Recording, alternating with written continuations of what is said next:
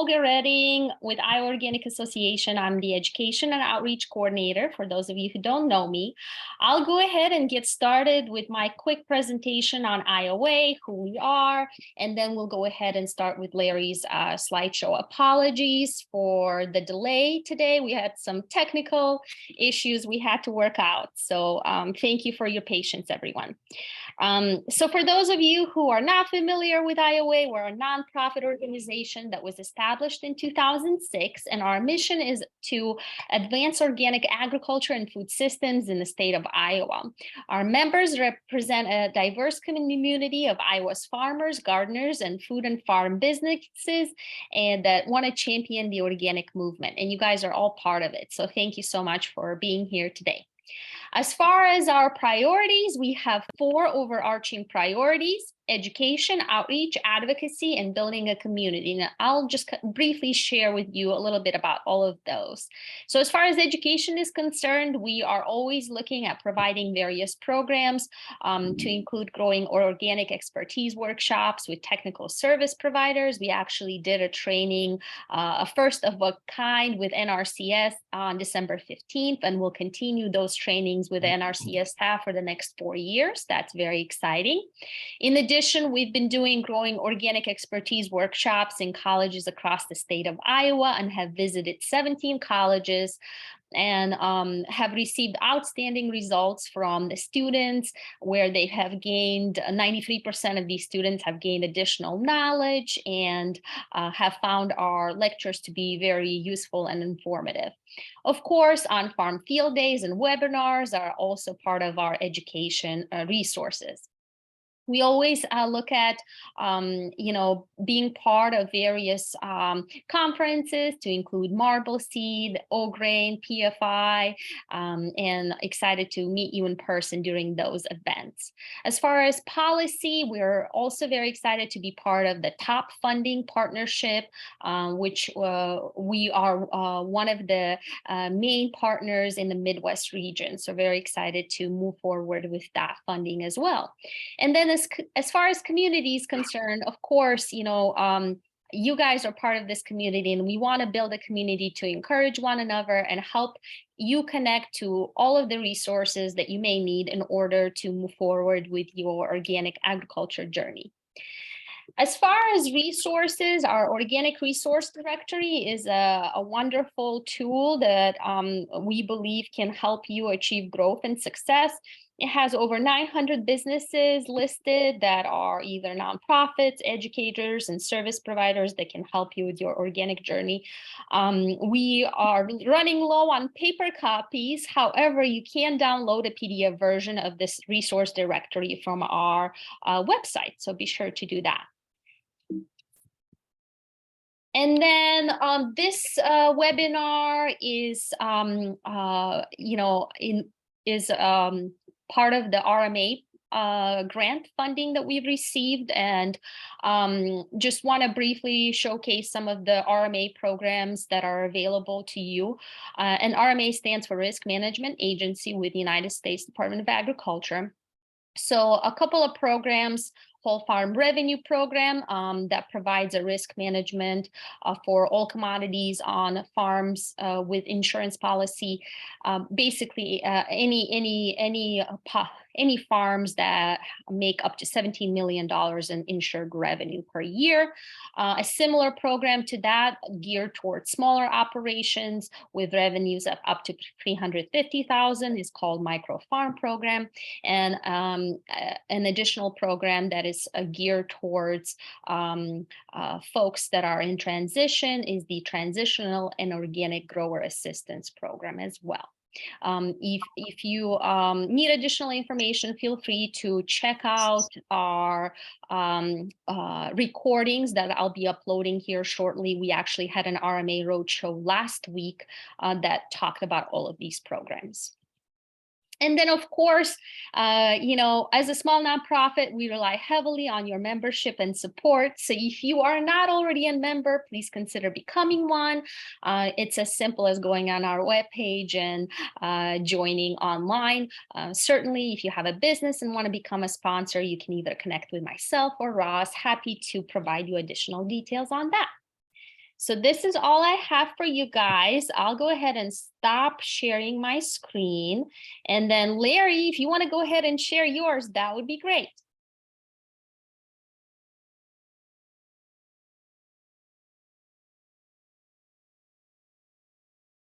Okay.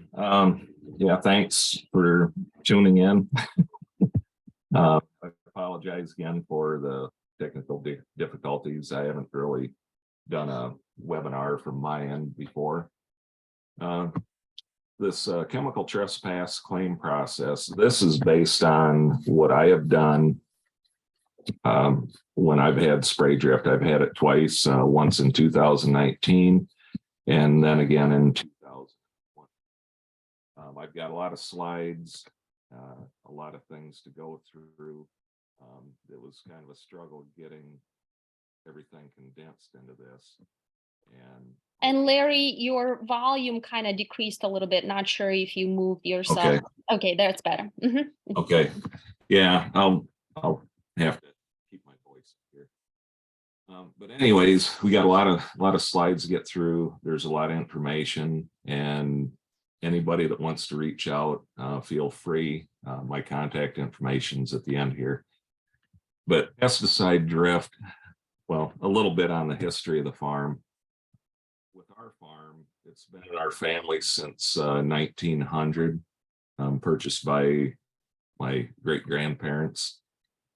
Been through a few owners, and then my wife and I ended up purchasing different parcels of it in 2016 and 2018.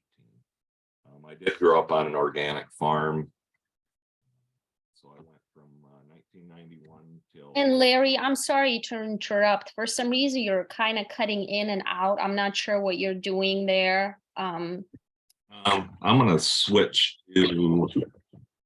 That's because this right now you're coming in okay, and then sometimes you're kind of cutting out, and we can barely hear you. So I want to make sure that we can hear you good. Hello?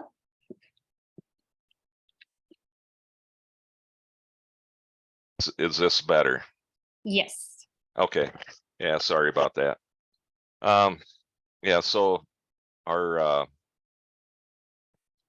the farms was purchased in 1900. We ended up purchasing a couple parts of it in 2016 and 2018. I was off the farm from 1991 till I started farming again at the age of 52 in 2017. The history of the farm was dairy cattle, was horses, hogs, sheep, chicken. They made it through the Depression, and of the 120 original acres, we own 84 with 60 tillable acres right now. It's more than just a hobby for us. I'm growing open pollinated corn, ancient wheats, spelts, barley. We've got a few head of cattle. Ultimately, we want this farm to go on, through more generations. We're the 4th generation, and the 6th generation, they come out and help pick up rock and bale hay, and hopefully someday they'll continue this on. There's been no chemical inputs or herbicides on our farm since 2012. We obtained organic certification in 2018. This year we began with the fall cover crops, but 2023 we'll be doing organic no-till regenerative, which a lot of people believe can't be done, but we're going to see if we can do it. There's a list of the crops that we grow, and there's some photos of the open pollinated corn that we grow. My dad developed that variety back in 1971 at Swapsy Valley Dent.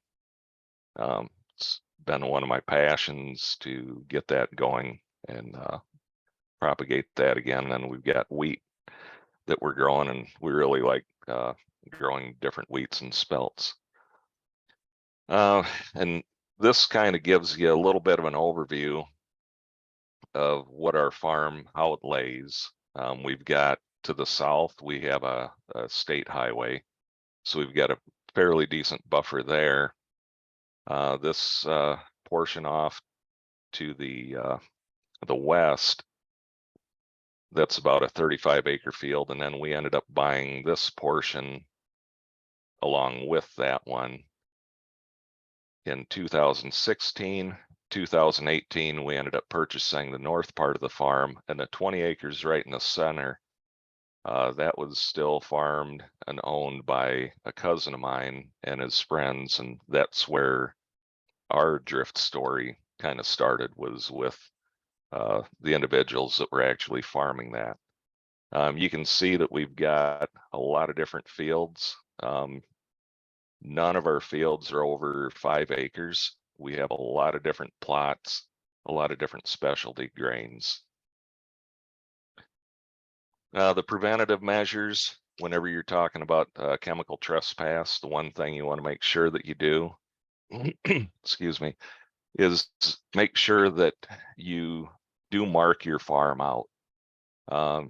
It helps prevent damage from spray drift, and it also gives you a little bit more of a leg to stand on when it actually does happen.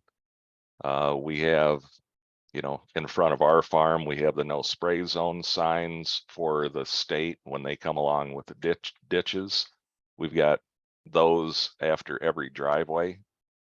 And then we also have like the beehive for the bee check, the specialty crop drift watch, and organic crop with a field watch. And we're on the sensitive crop registry, and I'd recommend, everybody do this. It's another leg to stand on, and it also helps prevent pesticide drift. Excuse me. Again, this is the section with the red X in it. That was farmed conventionally. It was farmed conventionally in 2018, 19, 20, and 21.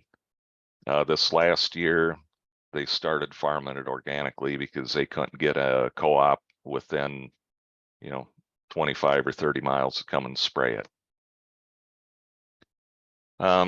One of the things is, I keep hearing that this is part of the problem, that you can expect if you live in Iowa. And this is the glyphosate map. This is from 2017. It hasn't changed much, but you can see also the use by year and crop. The incidence of spraying glyphosate is increasing because with the genetically modified seed, that it can resist the application of the glyphosate, and we're seeing spraying 2 and 3 times a year, some less, some more. But the other thing with this chemical trespass is it doesn't apply just to organic farmers. This is anybody that does not plant GMO seed, the Roundup Ready corn, dicamba resistant soybeans. It applies to pretty much anybody that doesn't subscribe to that kind of farming. Dicamba, you can see the dicamba use has really gone up, 2017 through now. Atrazine, that's getting added in, more because of the resistance to a lot of plants to glyphosate. And it was almost outlawed, but here we are back with it again. What should someone do if they suspect pesticide drift? And pesticide drift is just the unintended application to a non-target area. And I've done all of these things on the farm. The first 2 years that I had problems with the spray drift in 19 and 20, I was not there when they were getting sprayed. In 2021, I was actually out on the farm because we don't live there. But I was out on the farm when the sprayer pulled in, and I talked to him, gave him the history of how things went the last couple of years. He reassured me that he would spray it like he always does, and I kind of reiterated that that's how the last two guys sprayed it too. But talk with the sprayer operator if possible. And that spray operator I talked to, actually, I went to high school with him, 40 years prior. But we had a nice chat there. But you document the application with video and still photos if possible. One thing that we have right now is we do have a camera on the farm that transmits photos right to my phone. And if you have land that you don't live on, that's something that you can do. So if there is spray drift, you vacate the affected area, remove animals if possible. If you're getting the spray drift on them, close up your buildings, and then start your documentation. Document the location, date, time, and weather conditions of when spraying is performed. Write down this narrative of events. Make your phone calls to the farmer. And sometimes this can be kind of contentious. I've talked to other, organic farmers that were scared to death to even approach anybody, because one of my neighbors was, kind of threatened by one of our neighboring farmers. Talk to the cooperative, get their, tell them you intend to get the spray log and ask them to have it ready for you. If it's a spraying company that's hired, that's where you start getting into the aerial spraying. Sometimes it can be hard to get their information. You want to make sure you get the tail number on the aircraft. You can call the airport. You can call the sheriff. A lot of times the sheriffs don't want to get involved in this kind of stuff because it's more of a, kind of a civil matter. Get a hold of the IDALS pesticide bureau, and we'll get into more of this stuff, as we get into this presentation a little bit further. The organic certifier, I would probably wait until you actually have proof before you call them. The insurance company, I don't carry crop insurance.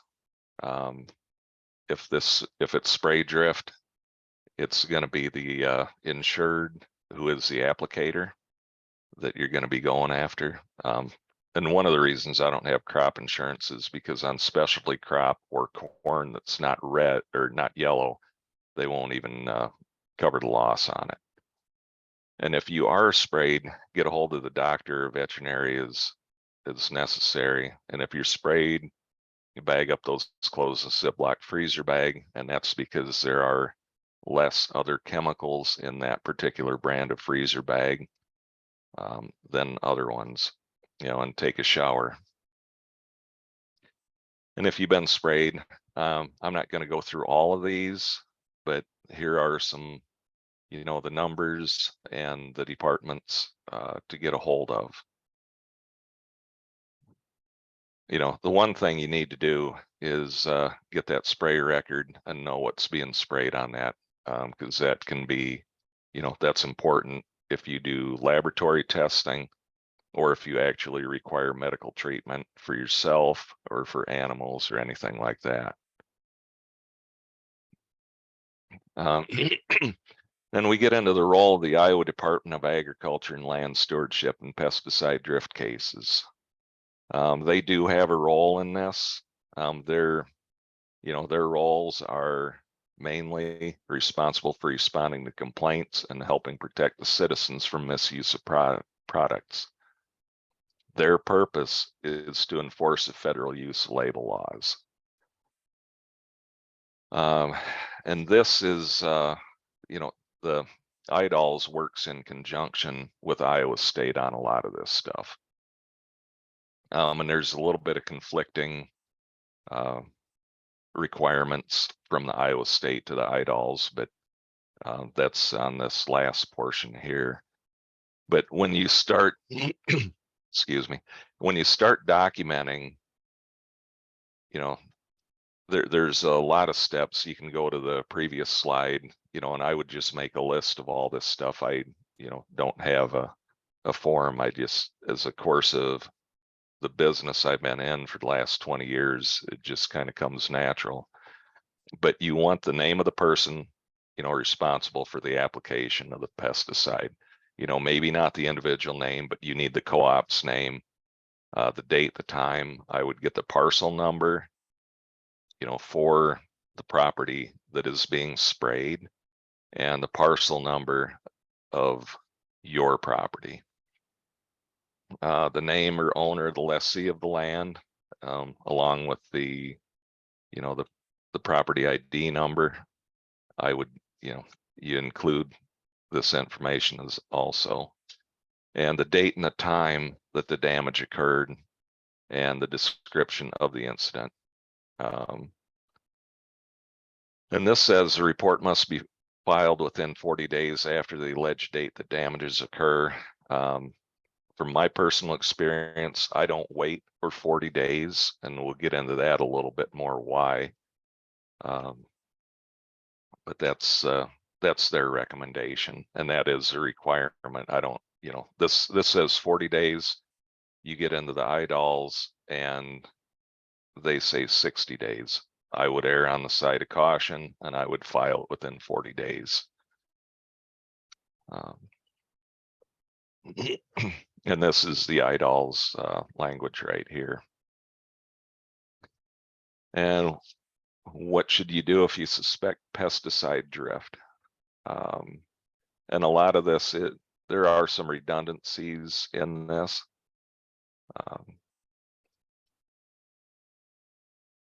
You know, and one of the things that you want to look at is the worker protection standard. If you get sprayed by any type of product, if you have, you know, your crops, garden, or whatever, you want to know what was sprayed on there. And the restricted entry, you know, I think this was off of glyphosate, is 12 hours, and you want to make sure that you don't expose yourself or others to the pesticide overspray.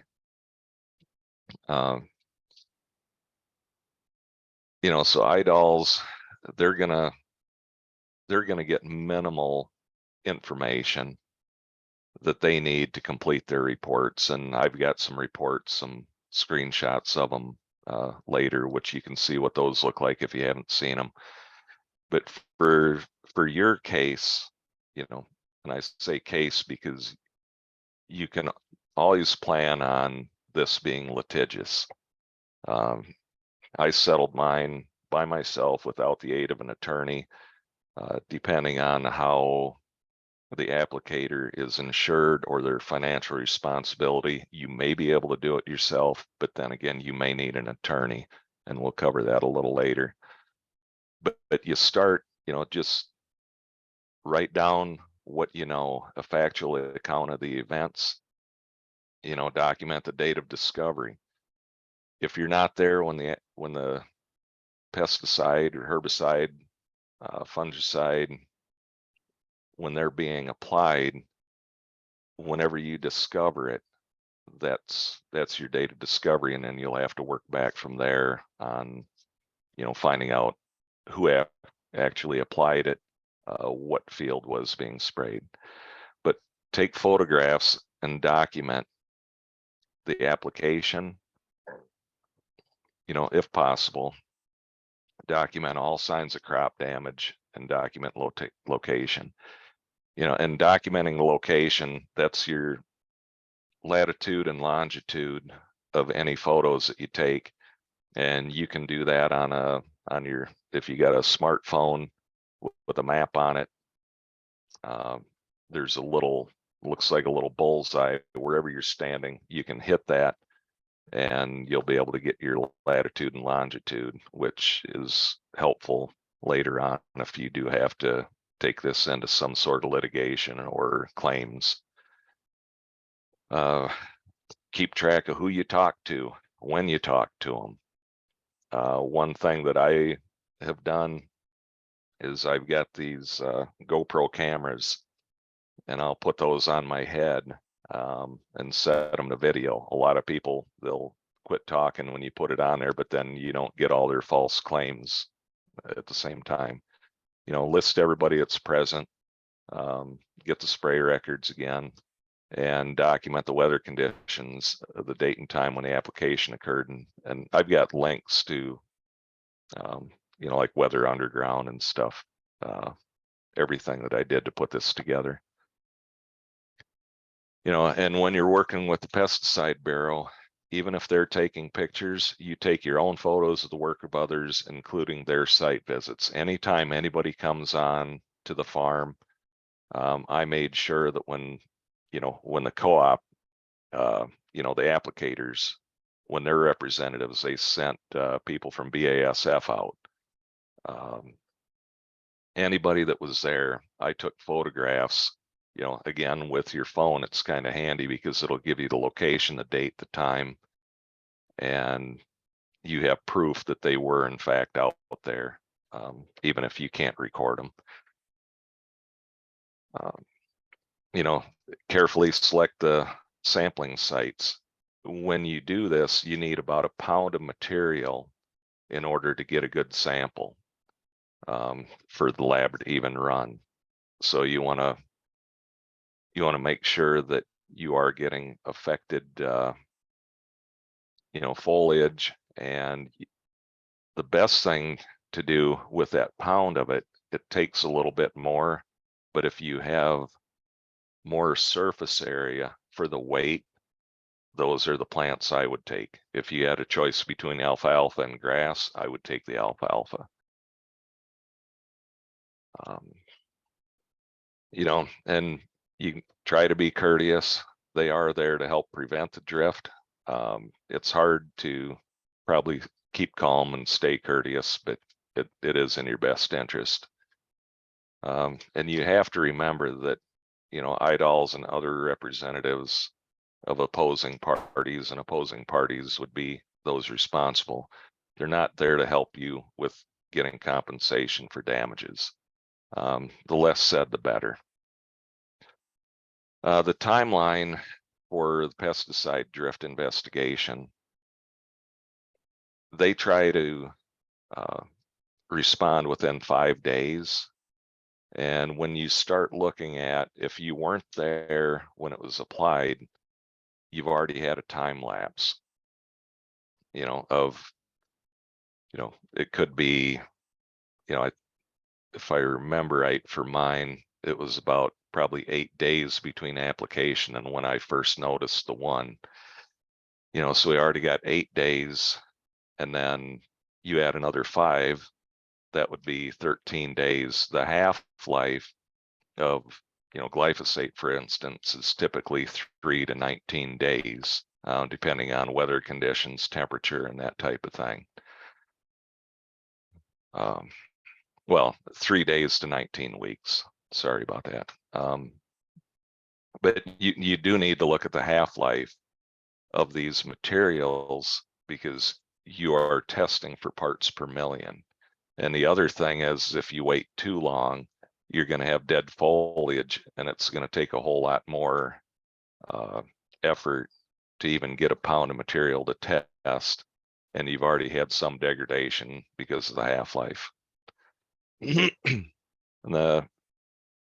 I threw this in there just to show, you know, that in 2012, in less than 10 years, till 2021, we went from 89 complaints, you know, or instances that were actually reported, to 289. And that number is increasing every year. You know, and completing the investigations within 60 days, that doesn't always happen.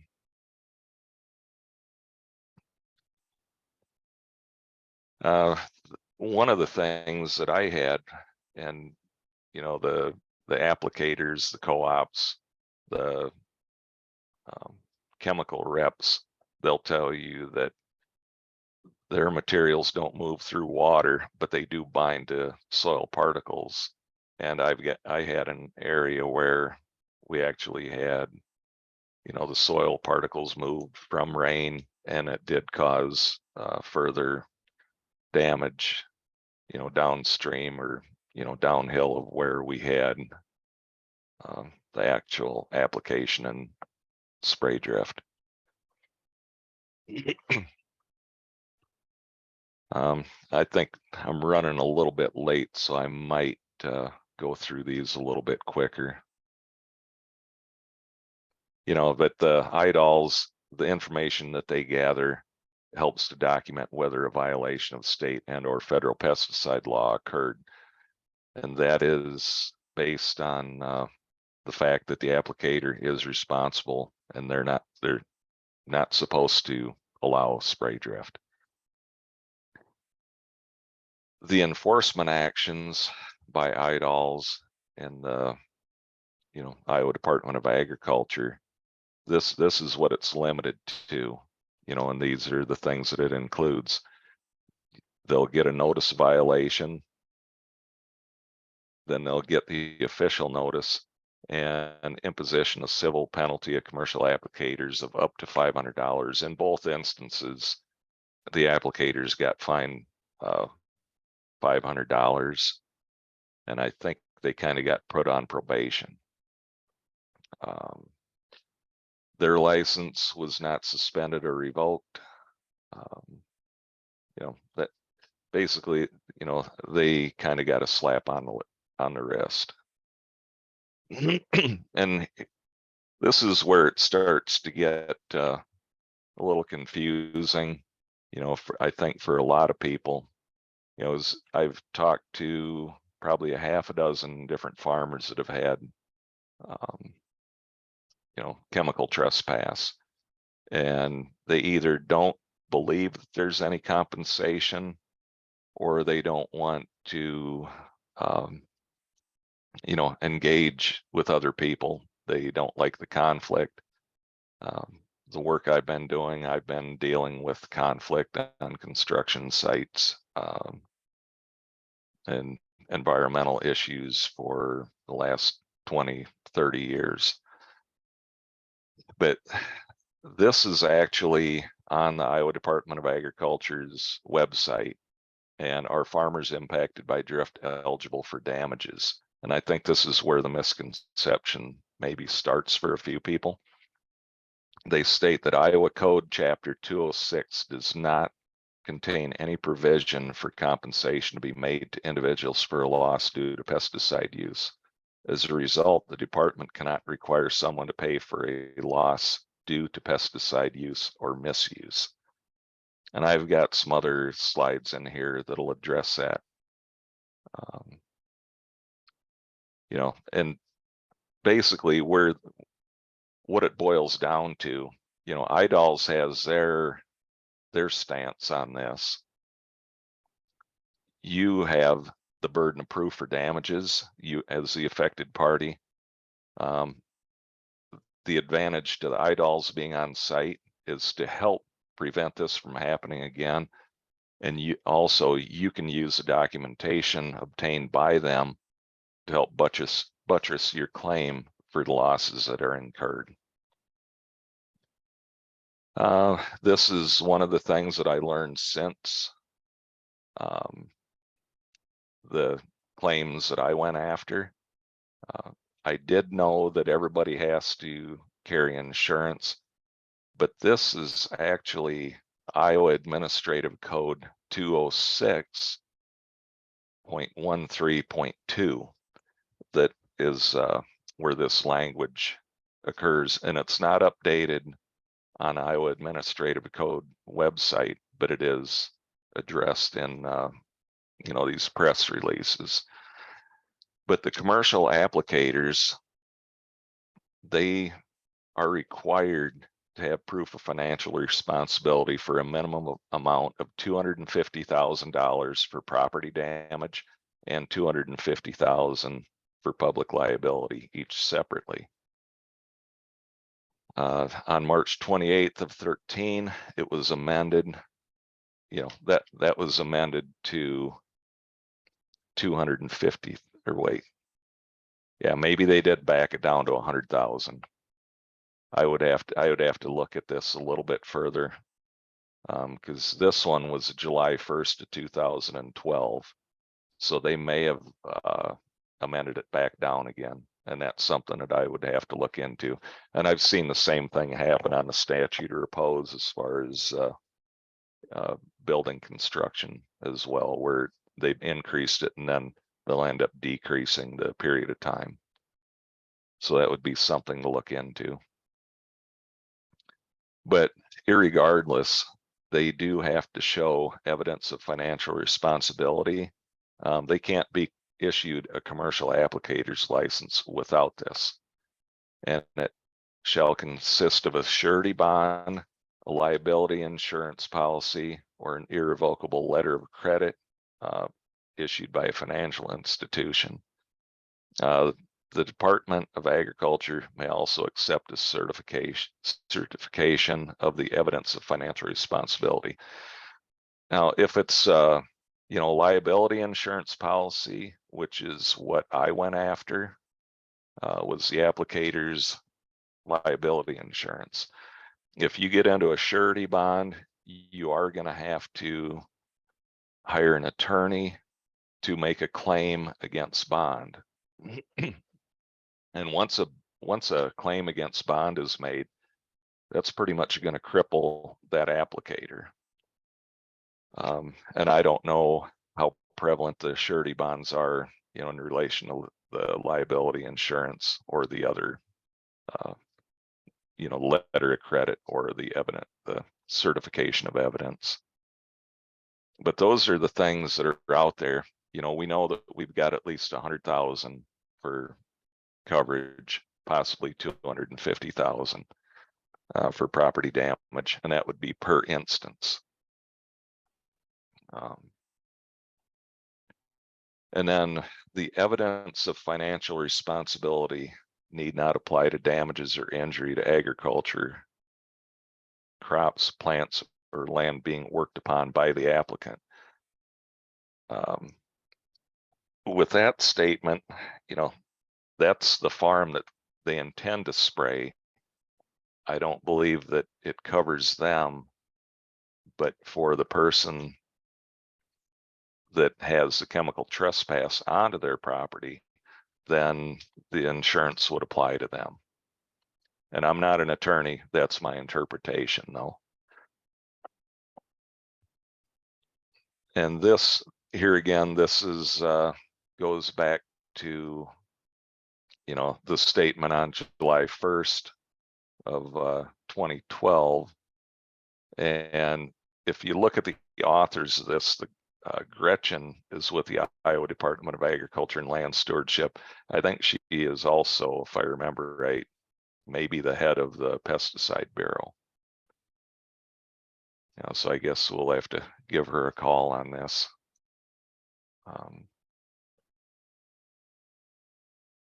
Yeah, this just kind of goes back over that. So pesticide drift, avoiding all off-site movement is the responsibility of the applicator. All pesticide applicators must always read and follow the directions.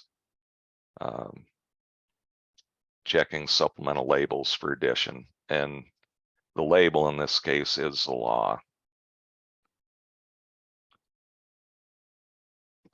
Can landowners take their own samples if they suspect the drift? Here again, IDALS, the only reason that they're out there is to try to help prevent this and for evidence to be used if needed in administrative actions. And the administrative actions are, the $500 fine and all the other things that we covered earlier. It doesn't have anything to do with, protecting the people that had the drift. This is a list, and this is on IDALS website. I started going through some of these, and there are some that are, food testing only. Some are water and soil. I did put in parentheses what some of these the different laboratories, what their target is. University of Iowa Hygienics Lab in Iowa City, they are supposed to be getting back to me, but they do the plant material. And you do need to know the compounds and trade names, and you can get those off the spray logs. I didn't have a chance to do the labs outside of Iowa. You know, I'm not sure what the testing fees, you know, per sample are. You know, I'm used to, with the environmental testing, you know, spending anywhere from, you know, $45 a sample to $295 a sample, depending on what we're looking at. So it can get kind of expensive real quick. And here's the private labs for pesticide residue testing with the practical farmers. They also have a list, and you can go on their website and download that list. You know, but again, depending on what your operation is, you can have your grain tested, you can have your fruits and vegetables, you can have your plant material, you can have soil, you can have water. And the restricted entry interval, you know, this goes back to that earlier slide. You know, make sure before you go into an area, if it's been sprayed, what was sprayed, and you can find the restricted entry interval, you know, on the labels and different places. If you are going to take your own samples, I would recommend you know, getting a GoPro camera or having somebody record you taking the samples. And the other thing is if you're going to take your samples, if you're going to send them in, give the applicator, you know, the applicator, the guy running the sprayer probably isn't going to be the guy coming out. But if it's a co-op, you know, farm service or whatever the case is, give them the opportunity to be there when you're taking these samples so that they can document it too. Because if this ever goes to litigation, you want to be able to have proof that they observed you taking the samples, so there's no spoliation of evidence, because that's basically what you're doing, is gathering evidence. Select the sites carefully. Again, I would, you know, try to get plant material if that's what we're testing. I would get the plant material of a, you know, larger surface area to weight ratio. Wear the disposable gloves. You know, use a plastic bag, Ziploc freezer bag, again because of less chemicals. Minimum 1 pound of sample material. You know, get the samples as soon as you can, because again, we're looking for parts per million, and it's with the half-life of the different chemicals that you're working with, you want to make sure you get it as soon as you can, and label it with a GPS coordinate so you know exactly in the field where you took that sample from, with the date, the time, you know, the ID of the plant, if you know what the plant is. You know, and document all this with photos, you know, and video if possible. You know, put it in a cool location. That's for, you know, your plant, basically your plant samples there. You know, and if you have been sprayed, you know, we covered this already, just put it in a Ziploc bag. You can also send that into a laboratory to have that tested. You know, use the spray logs for identification. And turnaround times, you know, you could probably plan on 2 weeks unless there's a backlog. Symptoms of weeds, you know, typically you'll see it in 7 to 10 days, you know, and you're already, you know, getting into the half-life of the chemicals that are applied, you know, so the soonest you can get the samples, the better off you're going to be. And this is just one example of the symptoms. You know, different chemicals have a lot of different symptoms, you know, and when you get into the pesticides, you know, in the fungicides, you may not see anything on the plants, and those are going to be the harder ones to try and document. This is getting into the spray log. This is what everybody, you know, whenever they show up on a farm to spray a field, the fields that were sprayed on the property adjoining mine, there were 2 small fields there. They were both different mixes. There was a log for each one. So make sure you get all the logs there. And where I've got the red arrows here, you know, the neighboring fields, let's see, I can't really read the first word there, but neighboring fields were surveyed for susceptible crops.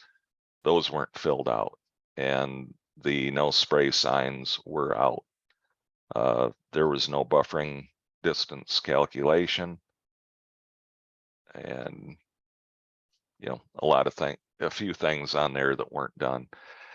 The aerial spray maps. This was from Genuine Faux Farms pesticide drift case, and he's got a video, and I've got links to that on here as well. This is an aerial spray map, but with the GPS, you can get the, you know, their map also.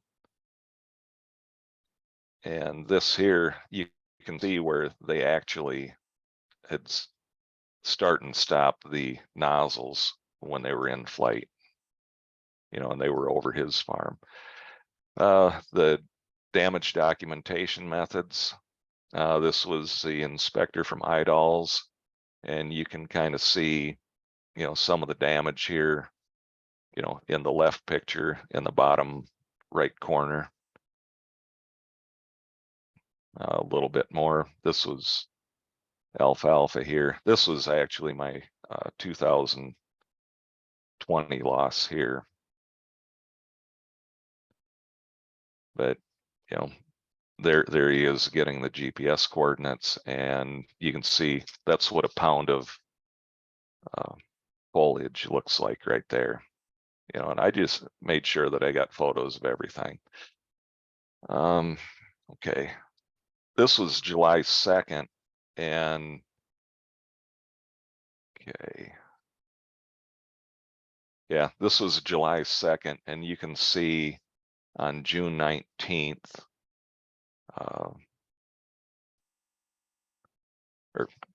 sprayed June 19th, and on July 2nd, you can see how much foliage was killed right there at that point, and this was green all the way to the corner. July 7th, so you go July 2nd to July 7th, just 5 days, and you can start to see a little bit where it was being carried with the water also, because I had a little bit of runoff from, you know, the actual sprayed field, the neighboring field. There's another July 7th. You can see, you know, the dead foliage, and if you wait that long, it's going to be pretty hard to even get a pound of material to even send in for a test at that point.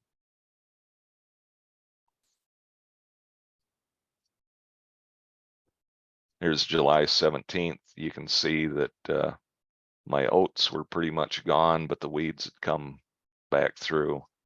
And July 26th, this is about a month after, you know, a little over a month after spraying, about 5 weeks. And the weeds took over pretty good.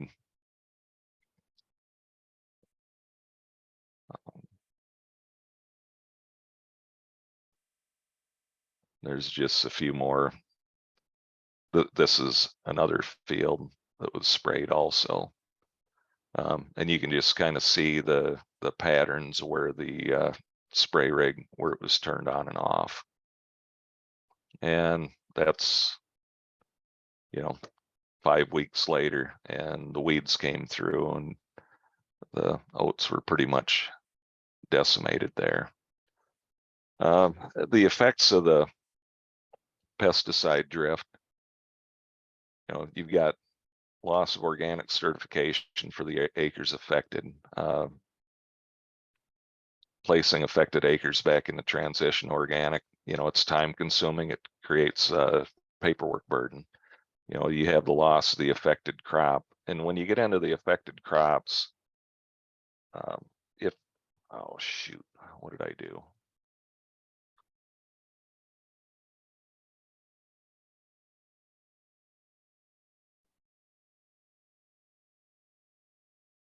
Loss of affected crops.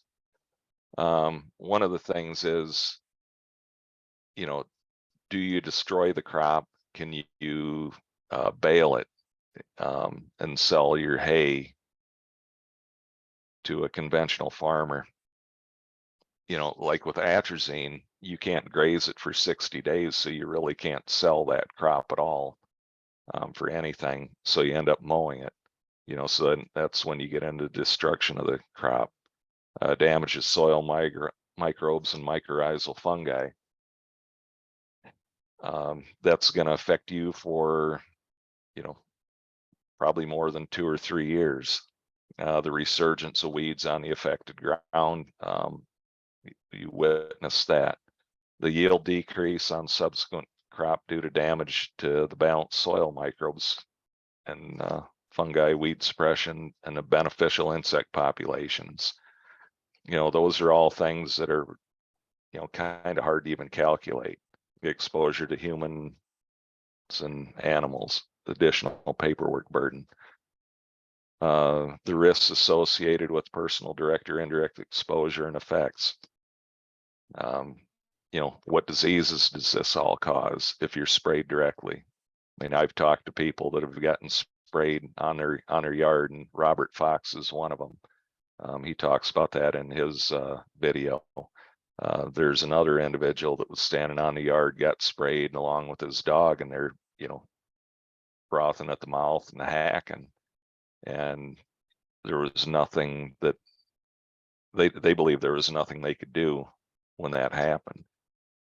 But then you have the additional burden of time to parallel farm, cleaning equipment, the storage of crops. You can't just have one crop storage area if you have a parallel operation. You have to clean those crop storage instead of organic only storage. Now you can have conventional or transitional, and then your organic. Delayed or stunted growth on the affected land. I've got the one portion, after 3 years, it's still not growing like the rest of the field again. If you have livestock, these are a few cattle that we have, loss of grazing or possibly livestock. If you can't graze them again, we had atrazine in our drift in the one event. Livestock that consumes non-organic forage and grain cannot be certified organic. So those cattle sit right there. They are no longer organic cattle. It doesn't matter if they're, a week old or if they're 10 years old, they're no longer considered organic cattle. Now, these are all heifers. Their offspring would be certified organic, but they'll never be able to be certified organic again.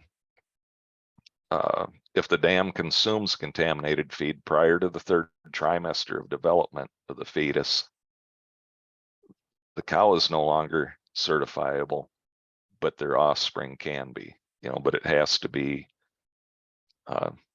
any consumption of contaminated forage or feed would have to be before the 3rd trimester. The loss of revenue is the time expended documenting the case and time pursuing compensation. They're not physical damages and likely not compensable. The revenue loss from decrease in saleable quantity of certified or specialty crops. The grains that we grow and the corn, I don't sell real small quantities, but 1 pound of corn that I grow, so we've got different varieties open pollinated, they're $15 a pound. That adds up pretty quick. And if we sell you know, 50-pound bag for $130 or something like that. Those losses add up quick. Possible loss of customer base due to inability to fulfill contracts. What I'm doing is probably pretty low revenue compared to, you know, like Robert Fox's CSA operation. You know, everybody, I think, has niche markets for the most part. You know, so everybody's story is going to be a little bit different. But any uncompensated financial loss comes off of the net profit first. You know, so they're really reducing your disposable income, because you're still going to have to cover all your other costs. So the damages really are affecting what you actually have to spend after you paid all your expenses, which is, you know, I think enough motivation to actually pursue these claims. And I'm going to just run through these pretty quick because we're already 5 minutes after 1 here. And you can get a copy of this slide from Olga, or not this slide, but the whole presentation. This is basically my narrative, and this was I don't know how many pages long. I ended up with this, maybe 20 or 30 of photos, but this just kind of chronicles everything. And this is part of the package along with the IDALS inspection. You know, they're all the other paperwork that we already looked at, the spray logs, your test results, and this document along with photographs and the spreadsheets that we'll get into. These are all part of your these are all part of your claim. And basically this is, you know, here's pages 12 and 13, but documentation of everything. The one thing that I have, I've got a drone, and you can see, like in the right hand, the bottom 2 pictures, you can see where they turned the spray boom on and we ended up with a drift coming onto there. Those are also areas where I believe that we probably pulled the samples. And even if you have a 25 or whatever your buffer strip is, if I get spray drift onto that buffer strip, that's still my land. And I've talked to guys that have had spray drift 300 feet into their field, you know, and I suspect that I've had damage up to 270 between the spray drift and the transport of the soil particles with the glyphosate adhered to them. You know, so this does get a little further in, but just with a drone, you can see, you know, the damaged areas there. And here's just some more of the photos. Here's weather underground. You can document what the weather conditions were. And actually these were consistent, you know, with what the spray log was when they actually did the spraying. And that's the other thing, when they check the wind speed, depending on where you check it, you know, around the sprayer, you can get different results just from the windward and leeward and Venturi effects and all the different, you know, vortexes and things like that. So you can get a low wind speed reading, because all the different chemicals have a different application wind speeds where you can apply them. This is the affidavit from IDALS, you know, just, you know, what happened. This is the information that they collect. You know, and really to start a case, if you're doing it, if you can't wait for IDALS, you can get started putting this information together so it's there for them or in lieu of them. This is the spray log from the, well, from the applicator. And this is their decision along with their lab results. And you can see here we had 0.026 parts per million of glyphosate. So it was positive for the glyphosate. It did in fact drift. One thing that I would caution is you don't want to settle your claim too quickly. Is, for whatever reason, I had 2 fields affected on the last claim, and I settled after the results came for the first one, and they were going off of symptomology and not the lab results from IDALS. And the lab results came back. Both fields actually had been affected, and I only got reimbursed for one. And here's 0.06 on the other one.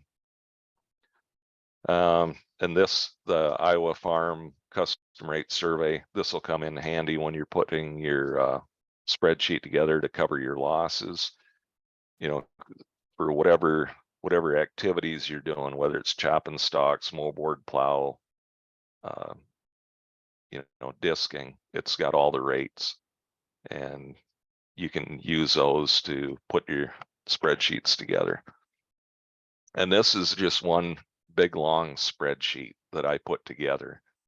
2020, that was the year that we had, let's see, yeah, this was from the 2019 application. And you can just kind of see how I put this together. Now the rate column,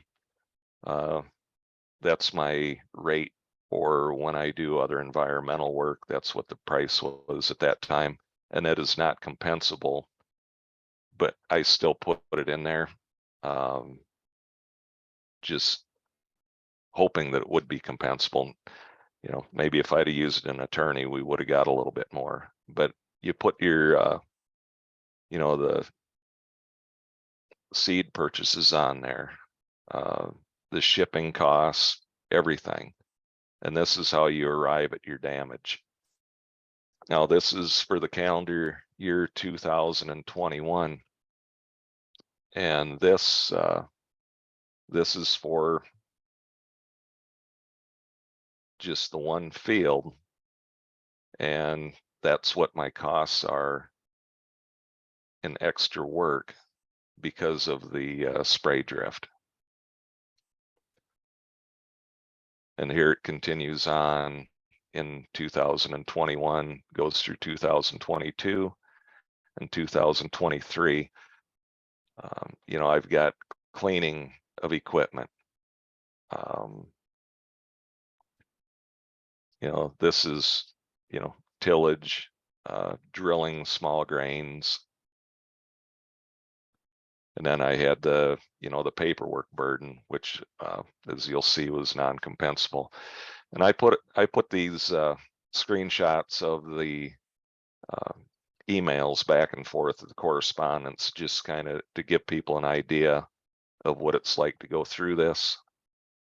You know, and this happened in July of 2019, and then in 2020, we're here in February going back and forth.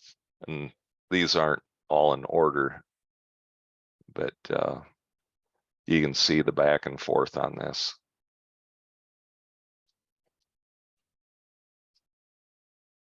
You know, and the first offer was 75,000 for 1.23 acres, and that's what we agreed on, the 1.23 acres, and I believe,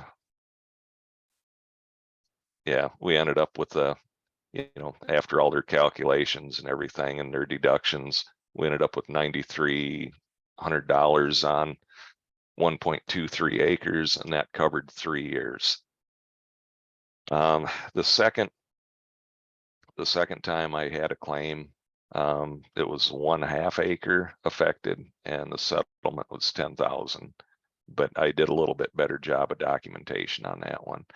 And this is what the property damage release, you know, when you get a check, or before they'll send you a check, you get to sign this and have it notarized.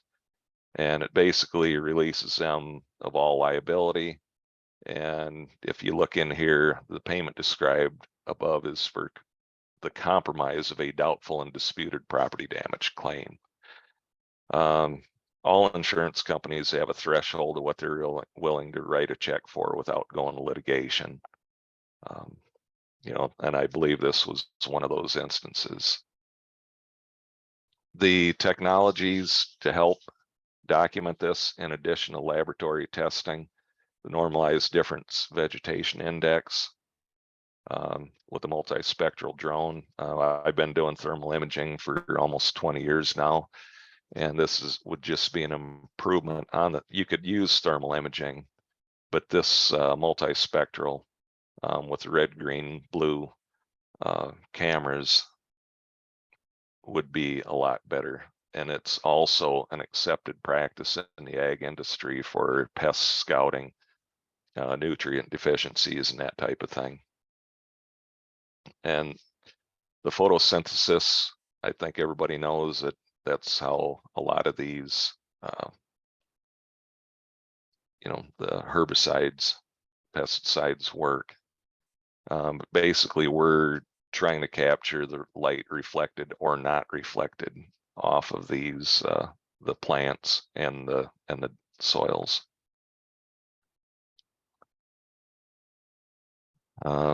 You look at canopy coverage and density,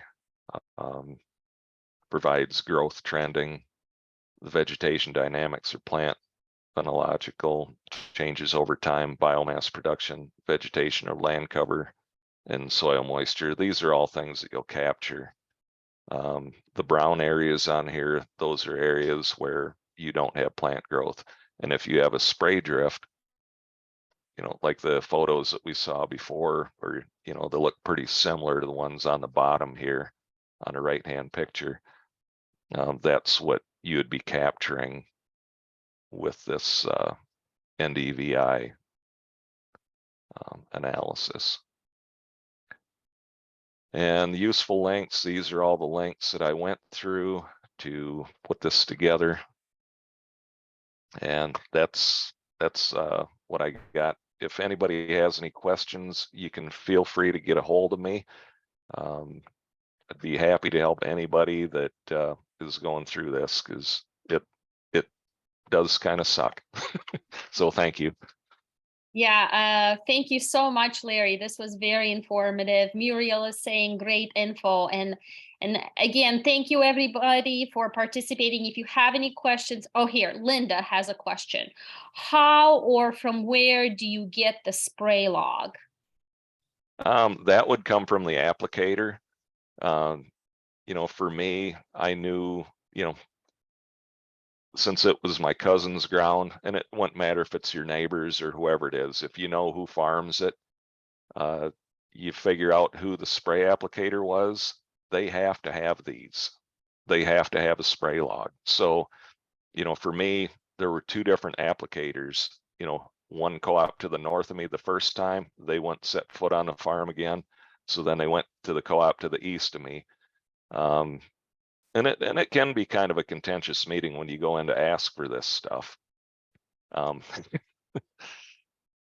But, regardless, you need that spray log.